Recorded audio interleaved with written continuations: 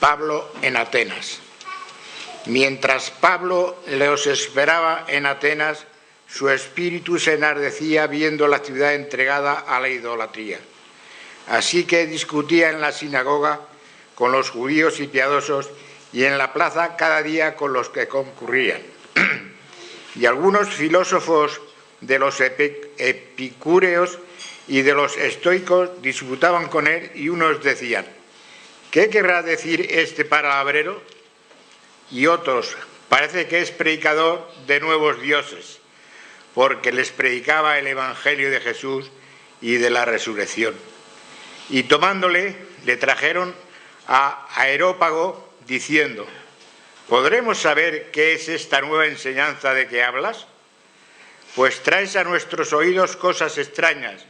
Queremos pues saber qué quiere decir esto, porque todos los atenienses y los extranjeros residentes allí en ninguna otra cosa se interesaban sino en decir o en oír algo nuevo. Estamos en Atenas. A lo largo de varias semanas hemos pasado por Filipos, Tesalónica, Berea, y hemos visto algunas de las cosas que son esenciales también para nuestro tiempo y para nuestra ciudad. Cuando estábamos en Filipos, escuchábamos oír a Pablo y los demás con gran contundencia.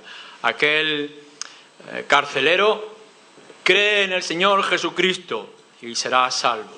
Sencillamente, este es el mensaje: cree en el Señor Jesucristo y serás salvo. Pero después, cuando nos encontrábamos en Tesalónica y en Berea, también descubríamos que hay diferentes maneras de presentar este evangelio en diferentes situaciones y que va a depender mucho de la actitud, judíos y griegos, religiosos o no religiosos, que se vayan a enfrentar a él. Pero también veíamos algo sorprendente, que aquel mensaje sencillo, simple, trastornaba al mundo entero. Que hombres y mujeres capaces de llevar este mensaje de Cristo para salvación, aquellos que creen, pueden trastornar, dar un vuelco, poner boca abajo el mundo entero. No nuestras manos, no nuestra fuerza, no nuestra capacidad, nuestro intelecto, nuestros sentimientos, sino el mensaje. Veíamos, por tanto, cuando Pablo entra en la ciudad de Atenas para encontrar un poco de reposo en sus dificultades, que veía cierta situación, el paganismo, la idolatría, que sentía un ardor y un fuego. Lógicamente tienen un mensaje, tienen una congregación a quien llevárselo, y por tanto reacciona, nos dice, también veíamos predicando el evangelio. Yo creo que estas 4 cosas son más que suficientes para que pudiéramos meditar mucho tiempo y que pudiéramos ejercerlo y que nos motivara en Ciudad Real o en cualquier otro contexto donde el Señor nos ponga. El mensaje, no importa en qué circunstancias, aun cuando pueda variar en maneras de ofrecerlo, hemos sido llamados a trastornar el mundo y no podemos quedar impasibles ante lo que vemos y lo que sentimos, si es que sentís algo. Pero seguimos todavía en Atenas. Pablo ha sentido ese ardor y ha empezado a hablar en los diferentes lugares. Y lo que nos vamos a encontrar en estos versículos que se nos han leído es,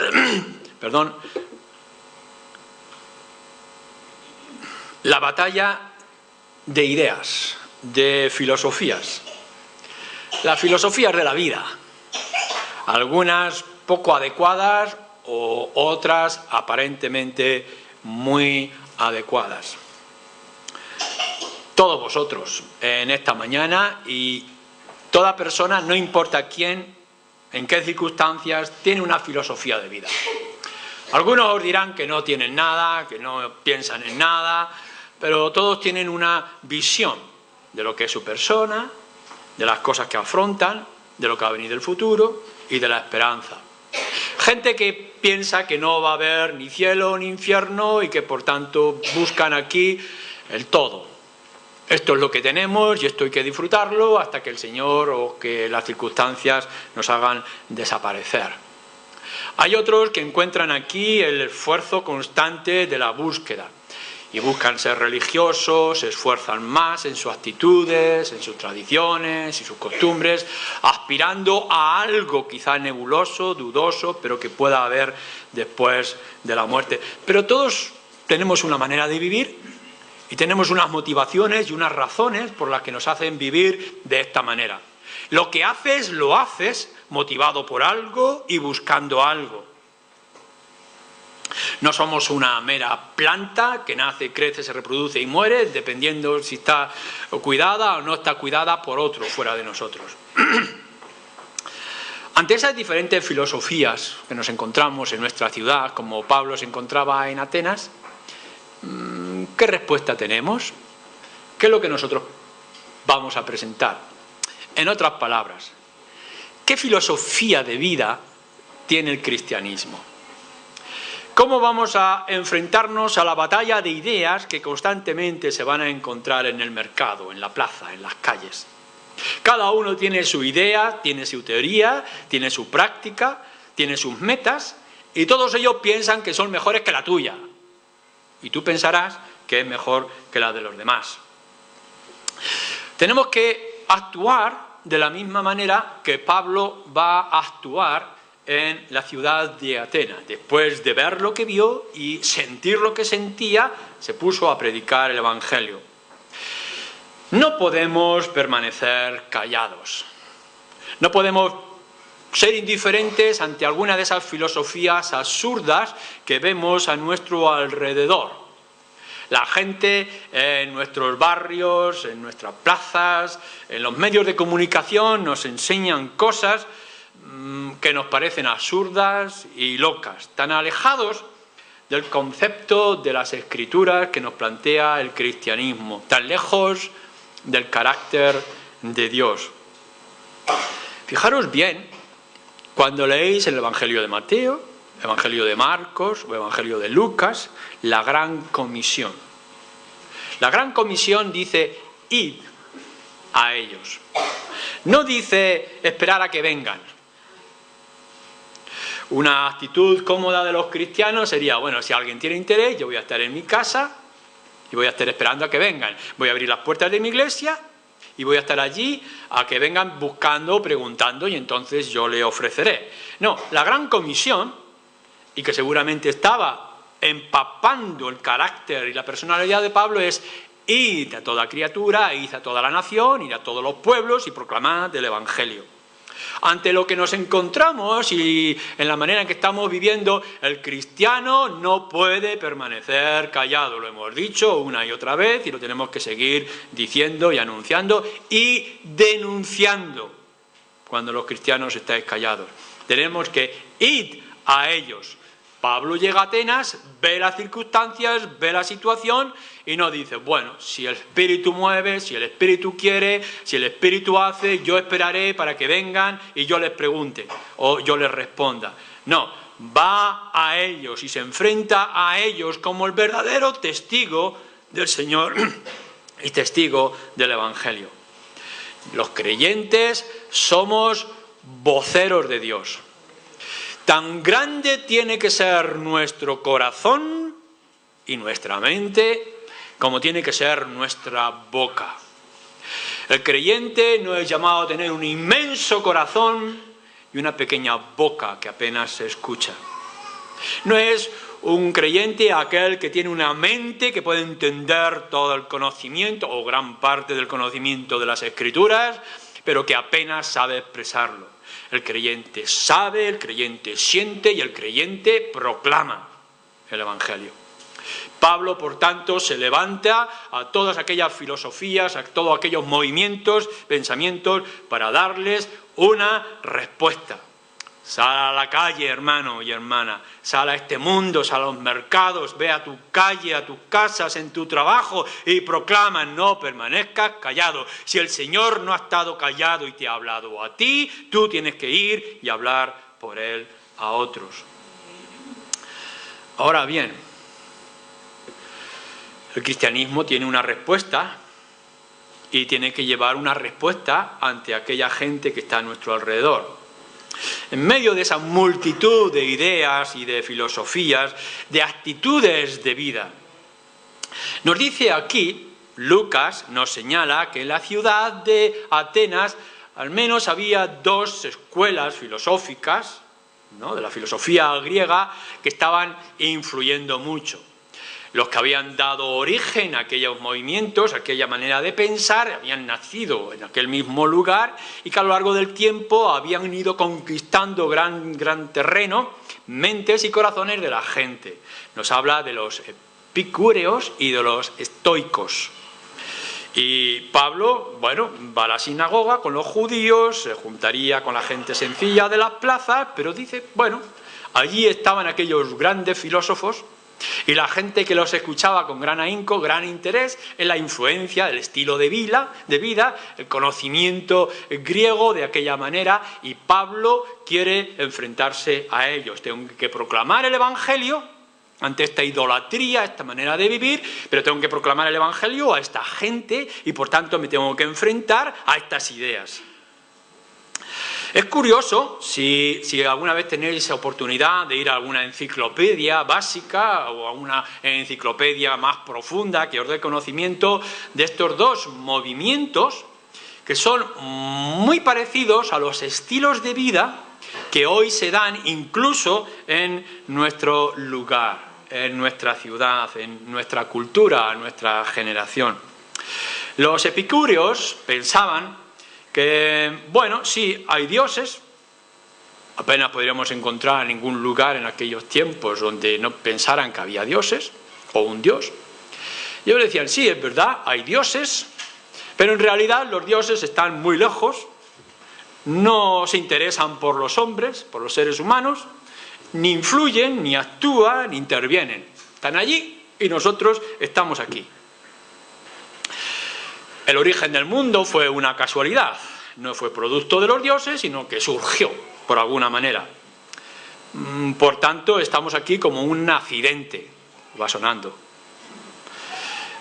No va a haber juicio, ni va a haber vida tras la muerte. Esto es lo que hay. Conclusión, ante esta filosofía, estilo de vida, busquemos el placer, vamos a intentar constantemente evitar el dolor, la pasión, no vamos a ser apasionados de una cosa que nos va a producir dificultad, y huiremos de los temores. Por tanto, es pasar inadvertidos en las circunstancias y buscar lo mejor para nosotros, porque al fin y al cabo esto es lo que hay. Esto es lo que decían los epicúreos. Tenemos a los estoicos. He escuchado muchas veces lo que es ser un estoico, un sufrido. Eran los del pórtico. Estoico era el lugar donde se reunían. Los epicúreos se reunían en un huerto, los estoicos parece que se reunían en el pórtico.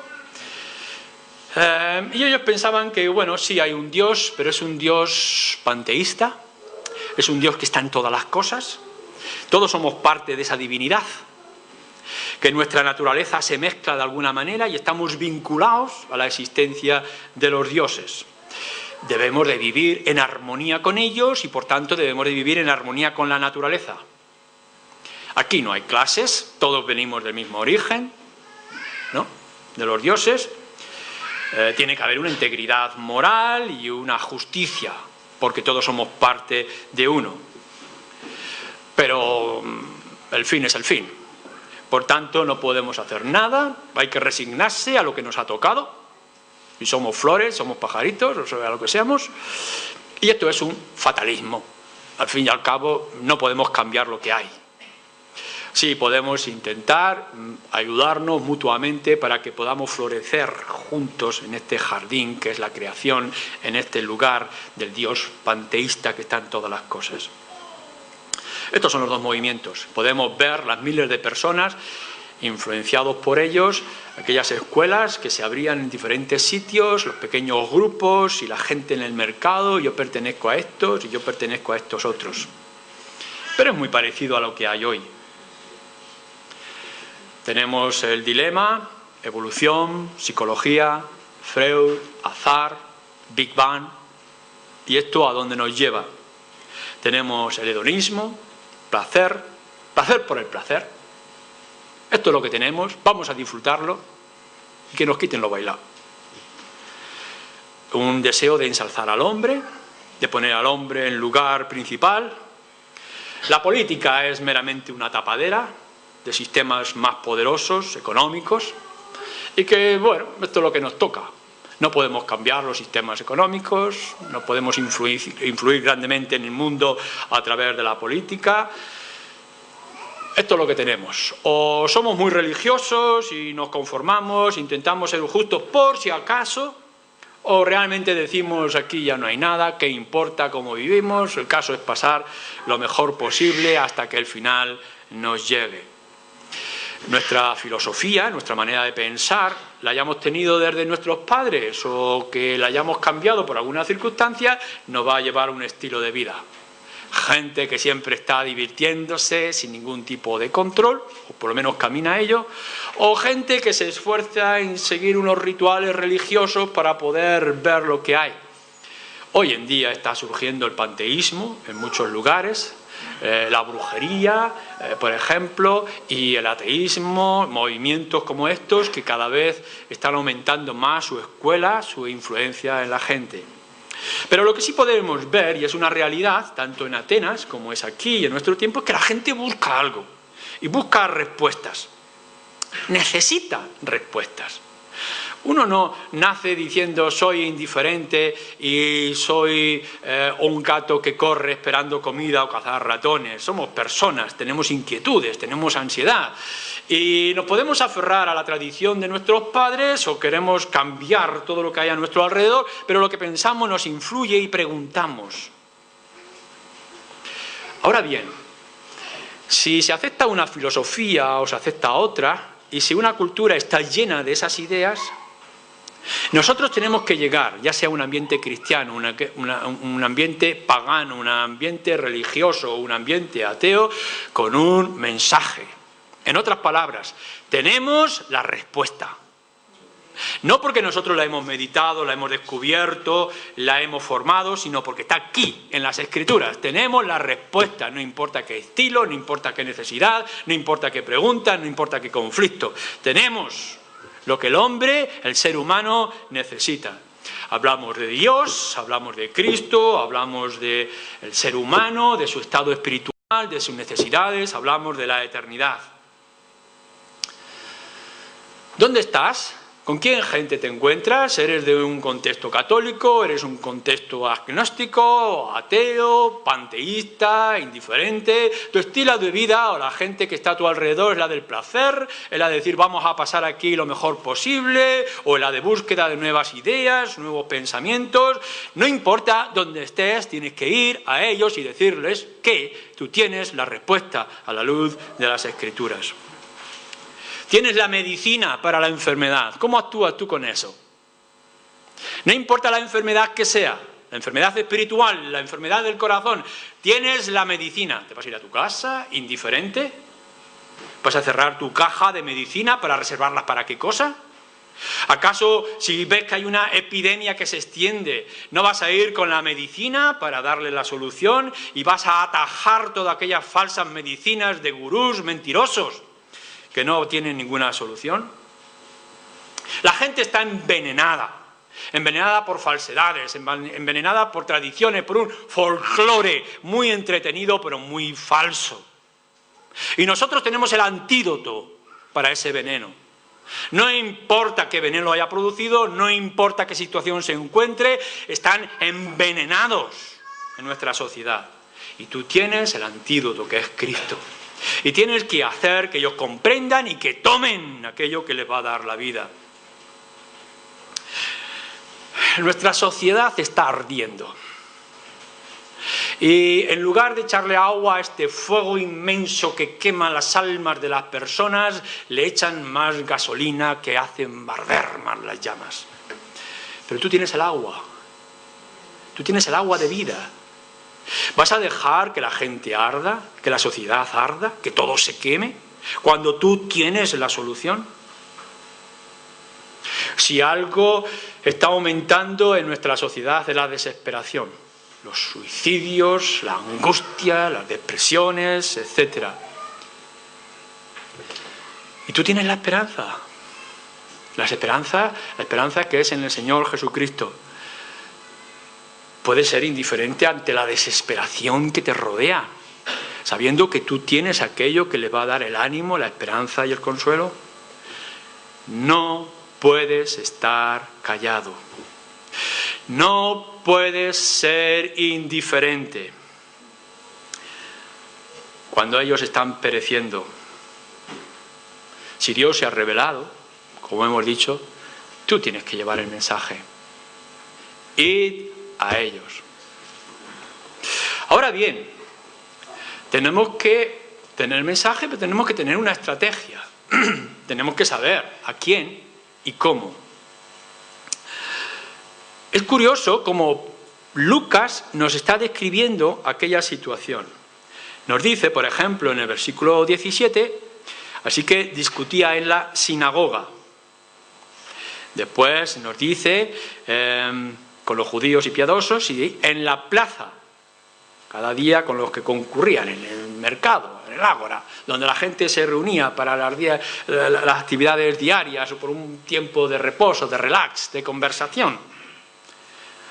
Y después vamos a ver las escuelas filosóficas, los más intelectuales, quizá como un centro de conferencias, como lo mismo centro de la universidad, el Areópago, donde estaba la gente intelectual.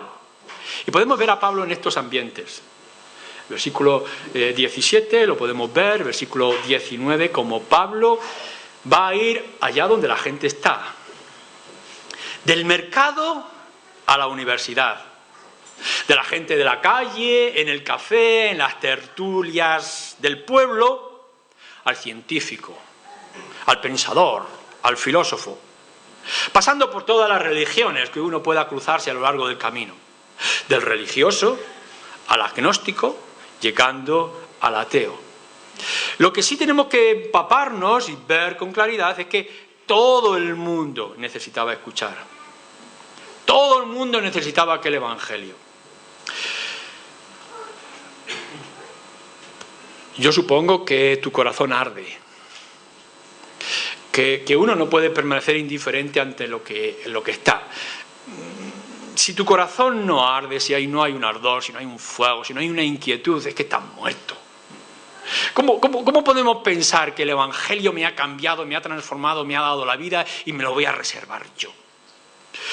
Yo siento un escozor cuando veo a la gente que está pereciendo en sus pecados y están descansando en vacío, en la nada, en la mentira, en la superstición. Por tanto, no puedes permanecer callado. Y tienes que llegar a la ciudad y decir, no importa dónde estoy, no importa el estilo de vida. Claro, uno puede llegar y prepararse para alguna forma, en algún contexto en particular, pero a mí me parecería extraño que tú seas un intelectual conocedor de la ciencia, de las filosofías y pensamientos nuevos, y que llegara una gente sencilla preguntándote y tú le dijeras, yo no estoy para estos niveles, yo estoy para estos niveles. O que tú seas una gente sencilla del cada día, que conoces tu escritura y que llegara alguien con preguntas sabias. A mí no me compliques la vida con estas ideas y con estas cosas. A mí háblame del abecedario de cada día. No. Es verdad que tú tienes que estar donde el Señor te coloca, pero es que todo el mundo está ardiendo, todo el mundo está envenenado, todo el mundo está enfermo. A todos hay que proclamarles el Evangelio. Y tenemos que adaptarnos a las circunstancias e ir a todos ellos. Pablo dice, si tengo que ir a la sinagoga, voy. Cuando tengo que hablar a una reunión de mujeres que está orando en un río, voy. Cuando tengo que ir a la plaza, yo voy a la plaza y al mercado. Y me junto con la gente que va con sus cestos a comprar y les presento el Evangelio. Y cuando me tengo que sentar con intelectuales, con las grandes preguntas de la época, me sentaré con ellos y les responderé. Pero tengo que ir, tenéis que ir a llevar el Evangelio. No podemos dejar que sigan en su estado. La Iglesia no puede ser indiferente a lo que estamos viendo y lo que está pasando. Pero tenemos que adaptar nuestro lenguaje tendremos que adaptar nuestro método sin cambiar el mensaje. El mensaje es el mismo, ¿recordáis? Cristo ha venido a salvar a aquellos que creen en Él. Dios es un Dios de justicia, el hombre es un pecador y el único remedio es Cristo. Este es el mensaje. Y podremos traer más contenido, tendremos que explicar más cosas, a veces tendremos que ir con la Escritura. Personas que son religiosas, que son de sectas religiosas, cristianas, que tienen algún conocimiento de las Escrituras y tendremos que explicarle a la luz de las Escrituras. A veces tendremos que ir sin Escritura. Pero siempre tiene que ser el mismo mensaje. A veces tendremos que utilizar 4 palabras. Otras ocasiones tendremos que implicarnos en más conocimiento, en más extensión, con más análisis de las palabras. Pero tenemos que ir a todos ellos. Nos vamos a enfrentar a gente que lo único que quiere es placer y es vivir. No tiene ninguna inconveniencia, no tiene ningún problema aparente. Sencillamente su trabajo, su familia, su diversión, sus vacaciones. Pero tenemos que ir a ellos, no importa lo cómodos que estén. Tenemos que incomodarles. Tenemos que perturbarles de su estado. Tendremos que mostrarles de alguna manera que están ardiendo por dentro, que el cáncer los está corrompiendo, que el pecado los va a destruir. Nos vamos a encontrar con gente que tiene grandes pensamientos y filosofías. A veces son muy difíciles. Leemos algunos libros y nos están dando tanta cantidad de respuestas que nos dejan anonadados y no sabemos por dónde entrar. Su inteligencia es inmensa, su conocimiento, su amplitud, sus teorías son extraordinarias. Pero no tienen a Cristo. No saben dónde están. Su gran filosofía no le está trayendo esperanza. Hay gente que hace un análisis profundo del estado del corazón. Esto es el hombre y lo dejan por el suelo y después le decimos, ¿y ahora qué? No sé. Tenemos que ir a ellos. Tenemos que convencerles de que toda su teoría, todo su conocimiento no les va a traer la salvación. Nos vamos a encontrar con gente enferma, gente con un montón de problemas, de angustia, de ansiedad, gente que está pasando hambre, que no tiene ni siquiera para poder vestirse o para la comida para sus hijos. Y tenemos que ya hablarle a ellos. Estamos tentados a dedicar todo nuestro esfuerzo a alimentarles, a llenarles el estómago. No podemos ser indiferentes ante su dolor, ante su angustia y su necesidad. Pero no nos podemos conformar con alimentar sus estómagos. No queremos que la gente vaya al infierno con sus estómagos llenos. Lo que queremos es que se salven, que se vistan, sí, que se alimenten, que sean felices, pero que se salven. No nos podemos dejar llevar por las cosas secundarias. Pablo, ¿qué harías tú si estuvieras en esta ciudad? ¿Dónde está la filosofía? ¿Qué es lo que la gente piensa? ¿Qué es lo que la gente necesita escuchar? Me voy a adaptar a ellos. Voy a intentar conocerles, pero les voy a presentar el Evangelio. A veces, nuestro cristianismo tiene que ser una declaración, como Pablo le haría a los judíos. Va a la sinagoga y le dicen, mirad lo que dicen las Escrituras, profecías cumplidas. Cristo es el que ha cumplido, es el Mesías, es el que estabais esperando, una declaración contundente. Pero otras veces nuestro mensaje tiene que ser apologético, tiene que ser una defensa constante. Este Dios o este Dios, el nuestro, Cristo, esta filosofía, esta manera de vivir o esta otra, la nuestra, la de la rendición, la de la humillación, pero la de la confianza, la de la esperanza. Pero tenemos que convencerles. Tenemos que preparar el Evangelio dependiendo a la persona a la que nos vamos a dirigir. Mirad, está muy bien que todos vosotros, como evangélicos, los que sois cristianos, os aprendáis Juan 3:16. Y como alguien decía el otro día, le damos a la cinta y en la calle. De tal manera amó Dios a Cristo al mundo, de tal... Ah, claro, qué interesante. Pero viene una persona con un problema. Ah, de tal manera amó Dios al mundo que ha dado a sus hijos.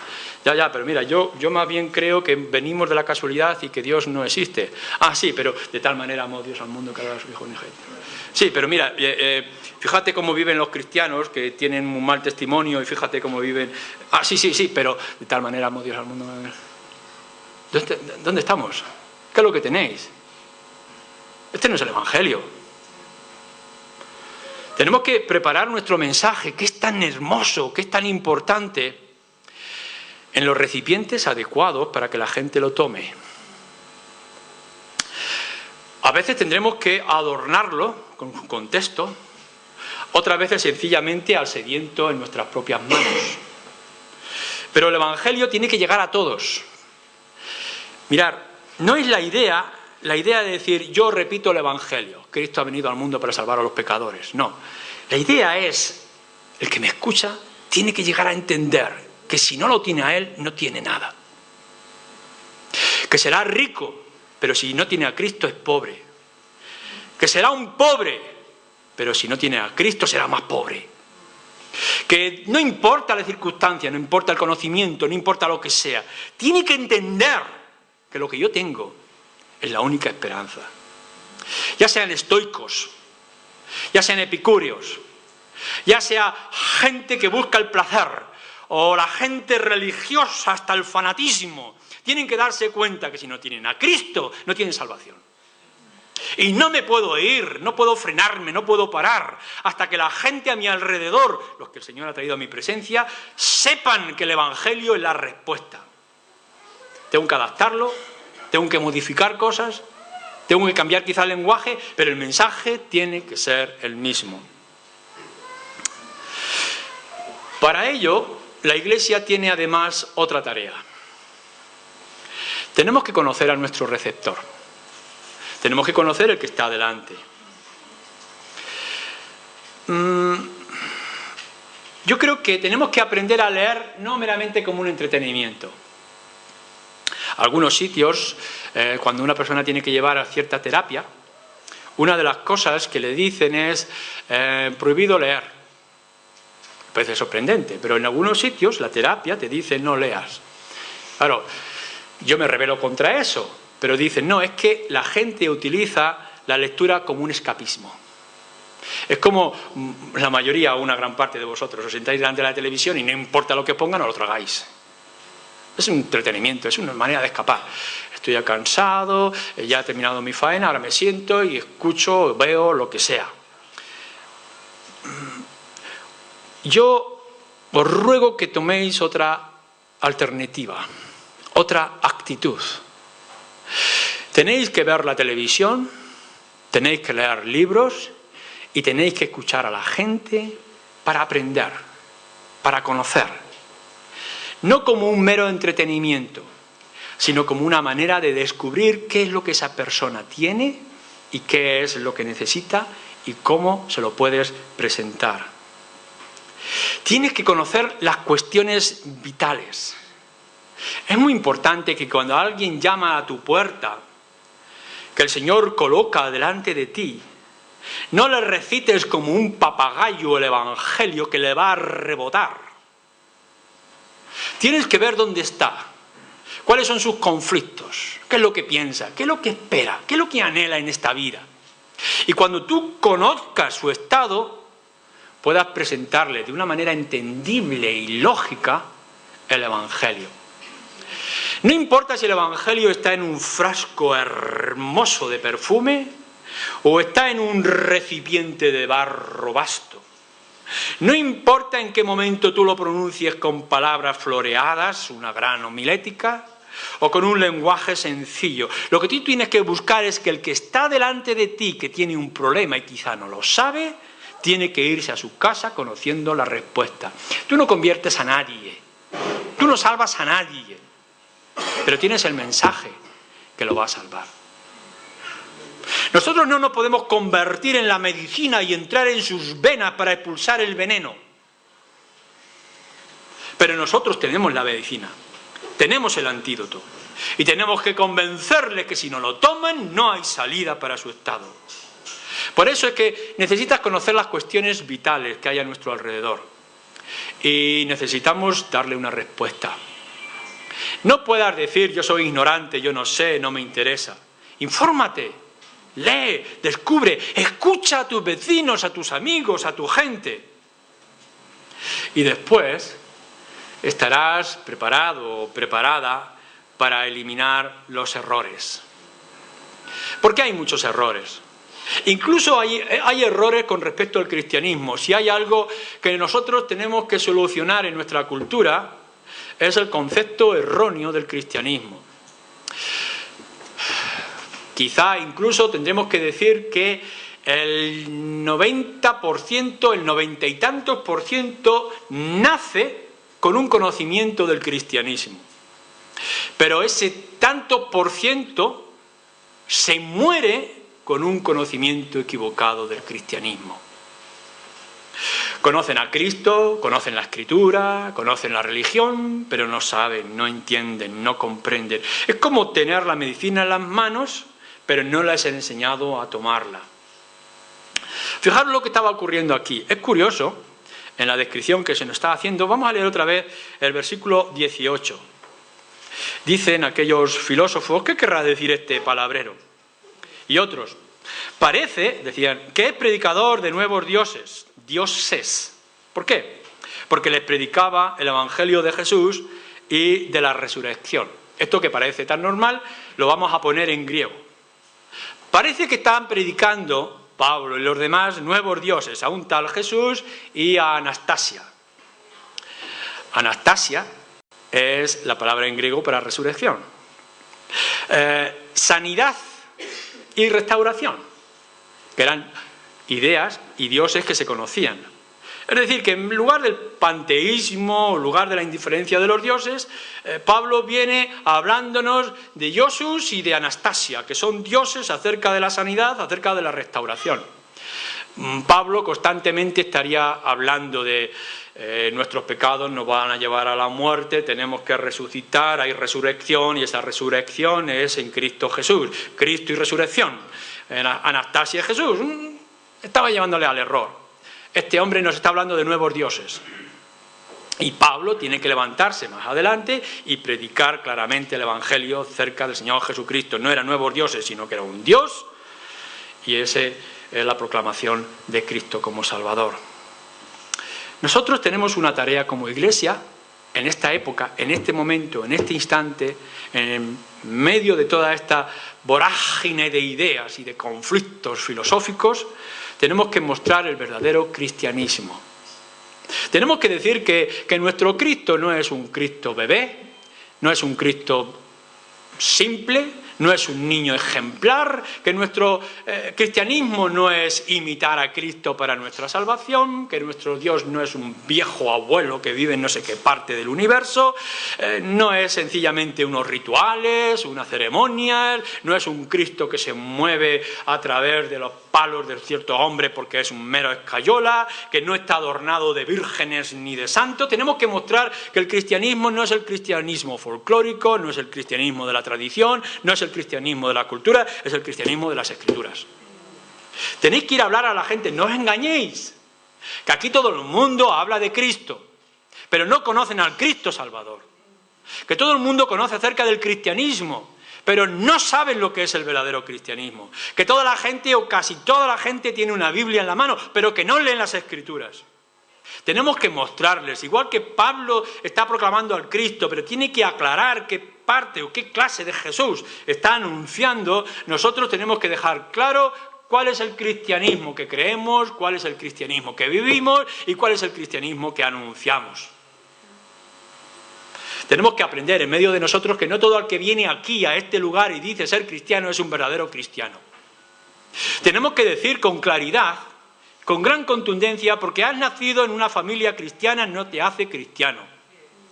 Tenemos que decirle a la gente que porque viva o asista a una misa o asista a un culto evangélico no te hace cristiano. Que aun cuando te hayas educado en una escuela dominical o que cantes canciones cristianas no te hace cristiano. Tenemos que quitar los errores, tenemos que traer el cristianismo puro, sencillo, simple. Tenemos que responder a las cuestiones de la gente, tenemos que ayudarles en sus situaciones, pero tenemos que llevar el Cristo claro. El Cristo sin torpezas y sin barreras y sin adornos que adulteren el claro y sencillo mensaje. Pero tenemos que hacerlo, tenemos que ir, tenemos que enfrentarnos. Por tanto, sal de este lugar gozándote y regocijándote una y otra vez en Cristo tu Salvador. Él te ha dado la esperanza. Él te ha dado la vida eterna. Por fin ha descubierto que no eres tú, sino que es Él el que te da la vida eterna. Pero no solamente ese mensaje te lo ha colocado aquí, sino que te lo ha dado aquí, para que lo entiendas, para que lo medites, para que analices las cosas, para que lo puedas extender, ampliar, para que puedas darle el ámbito para que todo el mundo lo entienda. Y que ese evangelio que está aquí, también tiene que estar aquí. Tienes que salir a la gente, no importa dónde estés, no importa las personas que te ponga delante, anúnciales a Cristo. Porque si te vas de esa persona y te vas de ese contexto y no saben, están en el peligro eterno de su alma y tú tienes la solución. No puedes salvar a nadie, pero el Señor te ha llamado para ser testigo y anunciar el evangelio. Estoicos de este mundo, epicúreos, gente apasionada o gente fatalista, gente religiosa o gente atea. El Señor nuestro Dios es tan grande y misericordioso que ha dado el remedio para que tú puedas tener y alcanzar la vida eterna. No por obras, no por edificios, no por sacrificios, sino por una rendición total a lo que Él ya hizo de manera perfecta. Que el Señor quiera que en el mercado, en la universidad, en la mesa camilla de tu casa o en medio de la faena del trabajo, la gente quiera escuchar lo que tú tienes el deber de decir. Amén.